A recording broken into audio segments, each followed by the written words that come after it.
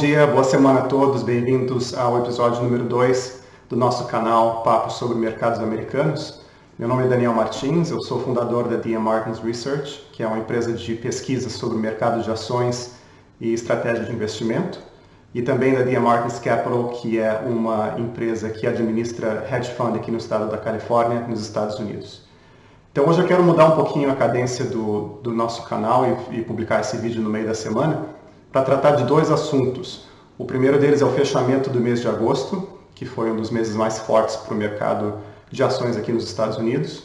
E por último, tratar de uma questão um pouco mais genérica, que eu acho que vale a pena, uma questão um pouco mais fundamental sobre investimentos, que eu imagino que a gente deva conversar a respeito antes de tratar de qualquer assunto mais específico sobre o investimento ou sobre os mercados.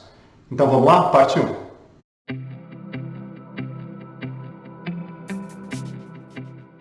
Segunda-feira passada, dia 31 de agosto, foi o último dia útil do mês e marcou o fim de um dos melhores meses para o mercado americano nos últimos anos. O S&P 500, que é o índice que nós conversamos a respeito no episódio 1, terminou o mês de agosto em alta de mais ou menos 7%. Esse foi o melhor mês de agosto do índice desde 1984. A força do mercado veio de vários setores diferentes, ao contrário do que tinha acontecido em meses anteriores durante a recuperação da crise do coronavírus. Quase todos os setores performaram de uma maneira bastante boa. O setor de tecnologia, mais uma vez, foi um dos grandes destaques, terminando o mês com alta de 13%, mais ou menos. E alguns dos poucos setores que não funcionaram tão bem no mercado dessa vez foram, por exemplo, o setor de serviços financeiros, que incluem os grandes bancos americanos, provavelmente uma combinação de juros baixos, mas também um certo medo com relação à saúde do crédito do consumidor americano. E uma outra parte da economia que não funciona, e isso já faz muitos anos, foi o setor de energia, que é basicamente o setor de petróleo e gás. Esse sim foi um dos poucos setores do mercado que terminou o mês de agosto em baixa, uma baixa pequena de mais ou menos 1%.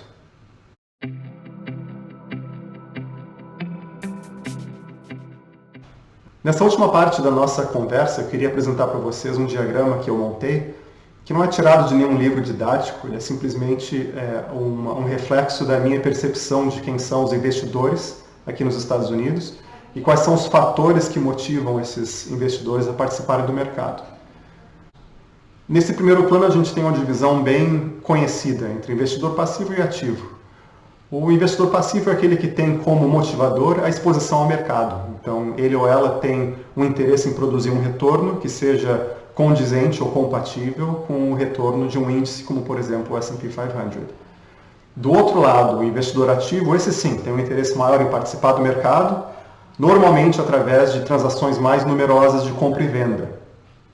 Na minha visão, na minha percepção, as três categorias de motivadores desse investidor ativo são três. Bater no mercado é a primeira, que é simplesmente produzir um retorno que seja maior àquele que um investidor passivo poderia ou conseguiria produzir.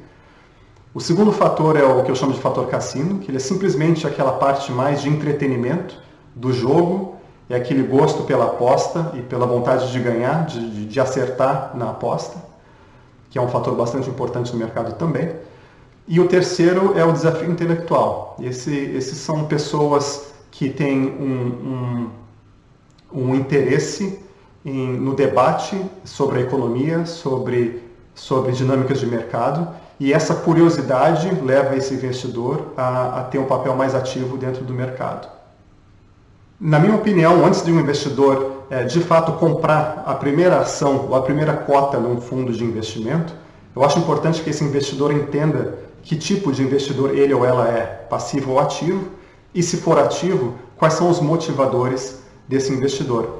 Se é bater o mercado, se é jogar o jogo, ou se é a questão do desafio intelectual. Entender esse perfil de investidor, na minha opinião, é o que melhor informa o que viria a ser a melhor estratégia de investimento de cada pessoa.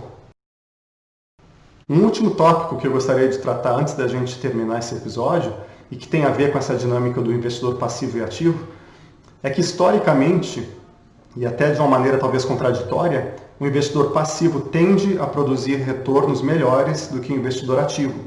Esse gráfico aqui, com dados fornecidos pelo S&P Global, ele mostra que no curto prazo, mais ou menos um terço, ou menos de um terço, dos investidores profissionais de carteira de investimento, eles conseguem um retorno melhor do que os seus benchmarks. E à medida que o tempo vai passando, ao invés dessa situação melhorar, é o contrário, ela piora. Então, num período de 15 anos, um período bem mais longo, apenas 10%, de acordo com esse levantamento, dos investidores profissionais conseguem de fato entregar um retorno que seja melhor que os seus benchmarks. Bom, por hoje é só e espero que vocês tenham gostado da nossa conversa. Eu peço para que vocês deixem um comentário logo abaixo, se vocês tiverem alguma pergunta ou alguma sugestão para assuntos que possam ser tratados em episódios futuros. Então, espero vocês na semana que vem. Até lá!